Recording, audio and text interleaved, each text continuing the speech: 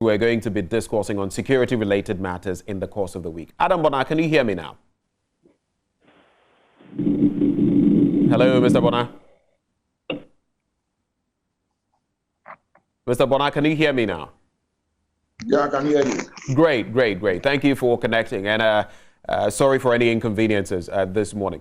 So I wanted us to start the discussion, kick it off on the subject of what happened recently where the police, per that statement they issued on the 27th of October, accosted 3 people tied to the Bono East and Savannah regional, armed robberies, saying that they are part of a gang that has been robbing people across the country. Now, 2 people were killed, and it was said to be in a shootout between the police and these people. One who is the group leader, one Igidu, was said to have survived and was in hospital, of course. He's been handcuffed to his hospital bed and all of that. Only for us to find out from the Fulani community that these are actually members of the community, that he actually is a chief, that they are not armed robbers, and that in fact the chief, Igidu, has been assisting the police to sniff out armed robbers in those communities. Let's start the conversation from there. How could this have happened? And if these 2 people were killed in the way Igidu describes it, being taken to a bush and shot rather than having any exchange between them and the police, is that not an execution? And is that not against the law, Adam Bonner? Thank you very much and good morning. As far as I'm concerned, this is not strange. We've seen, some time past, excessive force used against some citizens. And, if you remember the Aswansi 7, how, they died. And a committee actually instituted by the Interior Minister actually exonerated all the 7 young men who were killed in extrajudicial style. And so as far as I'm concerned, this issue would have to be investigated. This would only happen due to lack of intel, due to proper analysis of the situation, how an informant, becomes a victim, and to the extent that, someone or persons have been shot and some dead, that does not speak well for the police in the Savannah or in the affected areas. And so I want to believe that the police would institute a probe. Probably let's get a ministerial probe into this so that we'll know what. But obviously, in order not to sound as if I'm holding brief for the police, the times we find ourselves, speaks to where sometimes these mistakes, if it's a mistake, until they've, come out with their findings, I will still want to err on the side of caution and say that it could be a mistake. And so the time we find ourselves where, a lot of criminals have been caught, suspected criminals have been caught with firearms, doing a lot of things on the Savannah, Bono East Savannah stretch into the Upper West. Right. Some of these things are bound to happen, but then I do think that there has to be thorough investigation to ensure that, these persons who have been shot, and some of them dying, if they are guilty, let us know. If they are not, let's see what happens to the officers who gunned them down. Okay, so very interesting point you make, but you go, some of these things are bound to happen. I beg to differ slightly. You are the security analyst, but the point is this. In the law, you must ensure, even in a court of law, and yes, sometimes even the courts would and imprison someone who is not culpable only for years down the line for the court to come out and say, well, this person actually wasn't guilty. But in this instance, armed robbery is a criminal, offense, high sentence, rate and all of that. If these people were suspected, even if they were suspected to be armed robbers, if it's found out that they did not actually engage the police in a gunfight like we're being told, they were accosted from their homes, picked up, sent to a bush and gunned down, per the other side that has been related to that. I'm not necessarily saying that is what happened. But if that turns out to be true, that is a sad picture, isn't it? Because execution is not what we have per the law, and that's not what the police should be dabbling in. So I just want to find out if that turns out to be true, what then would be running through your mind, Adam Bonner? Well, what will be running through my mind is that, some of our officers would have to be trained. Some of us have been calling for training and retraining, training and retraining. Because if, an officer, after passing out from a police training school, does not go back for any refresher training until such a time that is promoted to maybe officer cadet level, then he goes to the police academy, to be trained to become an officer, then obviously we have a problem. And so as far as I'm concerned, when I did actually say these things are bound to happen, the truth is that in situations, it happens all over the world. When, officers or when citizens begin to agitate and begin to raise issues about criminality, and law enforcement not responding, the way they must respond, then chances are that you are going to have a situation where some overzealous officers, some officers would not usually do their own careful analysis of the situation. And I have called for, a relook at the protocols governing how suspected criminals who are in the custody of the police are handled. So if you take, for instance, the US, if you are caught in a certain manner, if you were caught and you have to be sent to prison, they chain you feet up. So you have they put they buckle you from your feet, into your wrist and your waist.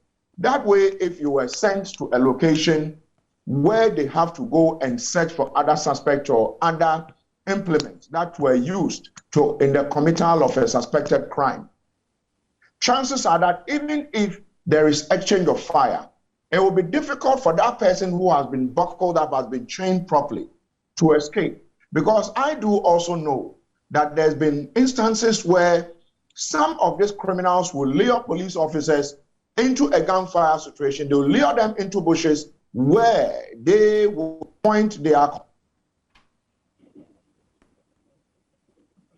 Adam Bonner, we seem to have lost your sound. We appear to have lost your sound, Adam Bonner, but he's making some points there. Gun down. Please go ahead. Please go ahead. Can you hear me? We can hear you now. They would gun them. They will gun the person who is supposed to be in their lawful custody down, then try to attack the other suspect criminals who are trying to come after them. So I think that the protocol governing how criminals are sent or suspected criminals are sent to a crime scene or are sent to where police are going to conduct a search would have to be looked at. Because then if you look at this situation, it's become one too many. And we need to begin to have a conversation, even though we want the police to fight criminality. I think Northeast, the Savannah regional commander should be answering to us. I have said that let's try a decentralized policing, but the policing where it starts from the headquarters should not be. Policing should start at the local level. Right. We now have 18 regional police commands. So if issues happen, let's see, what did the regional police commander in the Savannah region do? What did he not do right? These are questions we should be asking them. Right, and of course, very briefly on this, just maybe some 10 seconds. What happens to these police officers if it is found that they did all the wrong things we are saying? What happens to them? Oh, usually they are reduced in rank. Some of them are dismissed and all that. And so I do believe that the police have their own set of protocols. They will be taken through a service inquiry. It is like a court where you would have to answer to some questions and all that. If you are not able to defend yourself, chances are that you will be dismissed, and if there need be, you'll be sent to jail, you'll be sent to court, a civilian court for prosecution. So they have their own rigorous set of protocols when these things happen. Let's talk about the recent incident in Luhua, in the Adan area. And that also raises some eyebrows, because guess what? When ordinary citizens have the temerity, the effrontery to accost police officers and beat them to a pulp, then you know there's something amiss, something seriously wrong somewhere. So according to members of the community, the claim was that some 80, police officers had descended on them, and there are so many stories told about the brutalities the police had meted out. The other side of the story is that no, that was not it. In fact, 2 officers, went into the area. The citizens saw them, spotted, guns in the bucket of the pickup truck they were in, and attacked them before the police could, do anything to defend themselves. This incident has raised some eyebrows. The police has put out a statement on it. Your take, the temerity of people to attack the police officers in Adan, and this wouldn't be the first time that Adan is coming into the picture, by the way. Yes, as far as I'm concerned, as ordinary citizens and as citizens, it doesn't matter which level or which, whether you're a politician, ordinary citizen, whoever you are, or you are visiting this country. Once you find yourself here, you don't want to, even insult a police officer. Right. You don't want to attack a police officer. So doing that, for me, speaks volume. It speaks to the fact that, we either have thrown caution to, the wind, we don't care, and therefore we think that we can accost police officers, beat them to pulp. And we've seen several images in the news where, you can understand these officers went there to keep, to ensure the place is safe, properties and lives are not destroyed, or lives and properties are not destroyed, only to end up, 2 of them taken hostage and beaten, and a firearm getting missing. I think that the police would have to conduct a thorough investigation. If you remember how Tola and what is his name, Kweku Ninja died in the Ablekuma area, that actually happened under IGP Peter Namfuri, who is still alive today. Yep, he is. And they went to the Ablekuma area to ensure that sanity prevailed. I have said it repeatedly that a police officer, or if the police cannot defend themselves, in a manner that is befitting, that is within the confines of the law, then it is very difficult for that same police to attempt to defend me, the ordinary person. And so I would be calling on citizens who would usually take the laws into their hands to know that when you beat up a police officer, depending on the circumstances, you would be committing a double offense. And so I want to see the police arrest all these people who were part of this brutality against the police. And in fact, they have been apprehended. Yes, I know, but they've apprehended so many people. I don't want to believe all the 30 or so people they arrested 29 are guilty. 29. Are guilty of the offense of brutality against a police officer, and are guilty of the offense of snatching a firearm from a police officer. Right. Definitely, the culprits would be among them, or would not even be among them. Right. So, and there is a saying that it is better to free 1,000 suspect than to imprison one innocent soul. And so I want to see a situation where it's heartwarming to have the IGP who is doing well. And I do believe that just like Namfuri did in the past, when his officers are touched, he is touched, and the whole country is touched. And so he would make sure that the real perpetrators of this crime are brought to book, to serve as a warning and, deterrent to those who would take the laws into their own hands. Right. Go to the extent of visiting harm on police officers who are actually in uniform and snatching their weapon. Mr. Bonner, in some 3 minutes, let's wrap up on 2 quick issues that I want us to look at. The last one really borders on some sentimentality, but this first one has to do with a situation we see time without number in the Ketu South municipality. We have a gentleman who only yesterday was arrested with 61 rounds of ammunition and 2 spent shells. That's on the Accra-bound vehicle in the Toko Accra area. That is on that stretch. And we've heard from the head of the Volta Regional Police Public Affairs Unit as well. These pockets of incidents we see, this one has been apprehended. How about maybe some others that have slipped through the fingers of the police? What do you think is fueling this? Well, what is fueling this has to do with lack of, call it intel in the past, lack of proactiveness on the part of the police in the past. So we had young people and suspected criminals, and even individuals, wannabe criminals, who knowing very well that if I possess a firearm, I will not be arrested. And so let me go buy either a revolver, a locally manufactured gun, a pump action, AK-47, and, accost people on the highways and rob them. That went on for some time. And you know that some of us kept raising this issue of, lack of police activity in apprehending these people in the past. Fortunately, on our part, we now have a new police administration that is cracking down on indiscipline and apprehending some of these criminals who have firearms in their possession. Right. And every now and then, those of us who work within the space, you would, police officers sometimes would actually call some of us and say, you see, we have arrested. And it is usually 1 out of 10 you would hear suspects have been apprehended with firearms. You go to, I spent 3 days in the Upper East region. And Boga, Boku,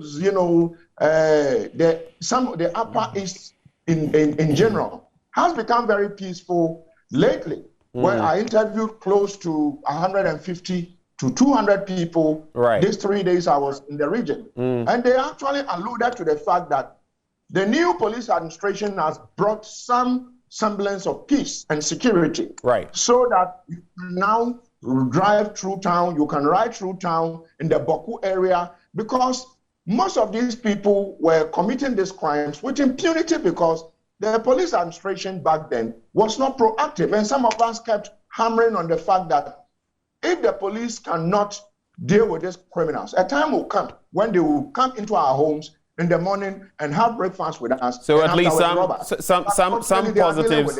Right, at least some positives in there. Right before you leave us, Mr. Bonner, in just 30 seconds, it's interesting, isn't it?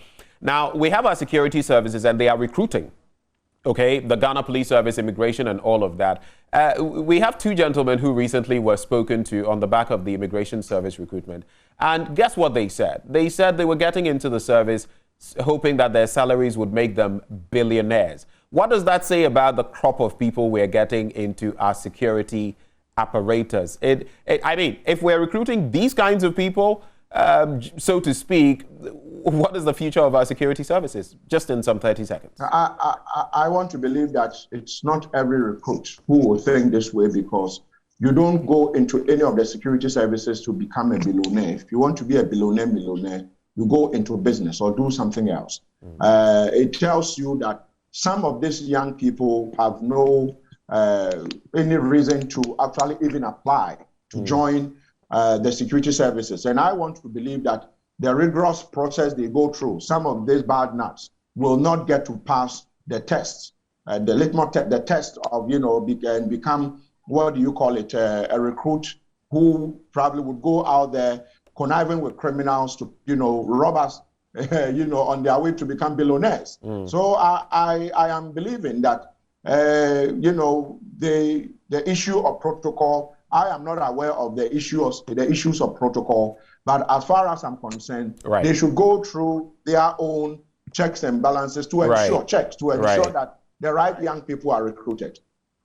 Mr. Bonner, it's always refreshing. Today has been a speedy discussion, but we're very grateful that you've joined us. Always refreshing. And do have a lovely day, sir. Same to you. Adam Bonner is a security analyst.